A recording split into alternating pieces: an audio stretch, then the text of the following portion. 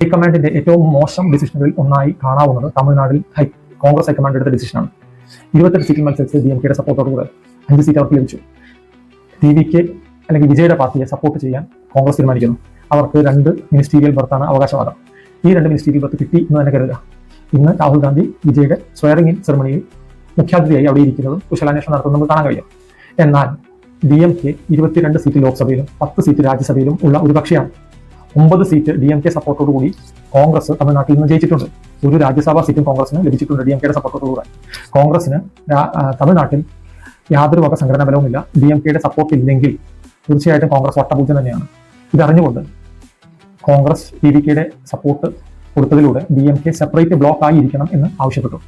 നിങ്ങളൊന്ന് മനസ്സിലാക്കുക, കോൺഗ്രസ് 10 കൊല്ലം പ്രതിപക്ഷത്തായിരുന്ന കേരളത്തിൽ മുസ്ലിം ലീഗ് കോൺഗ്രസിനോട് ഇത്തരം ഒരു നിലപാടെടുത്താൽ വീണ്ടും കോൺഗ്രസ് അധികാരത്തിൽ വരുമായിരുന്നോ? ഒരിക്കലുമില്ല.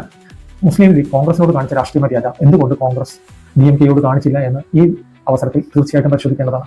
സ്റ്റാലിൻ തീർച്ചയായിട്ടും സത്യസന്ധനോ പൊളിറ്റിക്കലി കറക്റ്റോ അഴിമതിരഹിതമോ ആണെന്ന് ഞാൻ അവകാശപ്പെടുന്നില്ല.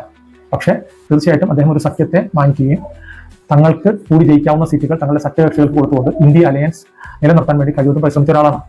മറ്റു ഇന്ത്യ അലയൻസിലെ പാർട്ടികളായ RJD, SP, TMC മുതലായവർ രാഹുൽ ഗാന്ധിയെ പ്രൈം മിനിസ്റ്റീരിയൽ കാൻഡിഡേറ്റ് ആക്കരുതെന്ന് ആവശ്യപ്പെട്ടപ്പോൾ രാഹുൽ ഗാന്ധി തന്നെ പ്രൈം മിനിസ്റ്റീരിയൽ കാൻഡിഡേറ്റ് ആകണം എന്ന് ഉറക്കെ ആവശ്യപ്പെട്ട ഒരു നേതാവാണ് സ്റ്റാലിൻ.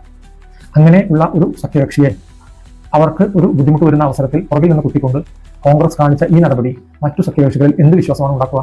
അടുത്ത് തന്നെ UP-യിൽ ഇലക്ഷൻ വരികയാണ്. ബീഹാറിലെ RJD-യുമായിട്ടുള്ള സഖ്യത്തിൽ RJD തോറ്റതിനാൽ SP-യിലെ അഖിലേഷ് കോൺഗ്രസിന് സീറ്റ് കൊടുക്കുമെന്ന് കണ്ടു തന്നെ അറിയണം. അങ്ങനെ വരുന്ന പക്ഷം മുസ്ലിം മെജോറിറ്റി മണ്ഡലങ്ങളിൽ പോലും SP കോൺഗ്രസ് വോട്ട് സ്പ്ലിറ്റ് ആക്കുന്നത് മൂലം BJP ശക്തമായി യോഗിയുടെ കീഴിൽ തിരിച്ചു വരാൻ സാധ്യതയുണ്ട്. ഇന്ത്യ എന്ന അലയൻസിനെ ഉണ്ടാക്കിയതും ഇല്ലാതാക്കിയതും രാഹുൽ ഗാന്ധിയുടെ പിടിപ്പുകേടാണ് എന്ന് തന്നെ വേണം പറയാം. ഒറ്റയ്ക്ക് മത്സരിച്ച് BJPക്ക് എതിര് വരണമെങ്കിൽ അങ്ങനെ പോവുക, അലയൻസായി മത്സരിക്കണമെങ്കിൽ അങ്ങനെ ചെയ്യുക. ഒരു പേര് കൊണ്ട് മാത്രം ജനങ്ങൾ നിങ്ങൾക്ക് വോട്ട് ചെയ്യുന്ന കാലം കഴിഞ്ഞുകൊണ്ടിരിക്കുകയാണ്. കേരളത്തിലെ ഇൻഡിസിഷനും ലേറ്റ് ഡിസിഷനും ഇൻഡിസിസീവ്നെസ്സും എല്ലാം ജനങ്ങളെ വല്ലാതെ ബാധിക്കണം. 102 സീറ്റ് നിങ്ങൾക്ക് ലഭിച്ചത് നിങ്ങളോടുള്ള സ്നേഹം കൊണ്ടല്ല, നിങ്ങളുടെ എതിർകക്ഷിയായ CPM-നോടുള്ള വിദ്വേഷം കൊണ്ടാണ്. 5 or 6 ദിവസം കൊണ്ട് അവരായിരുന്നു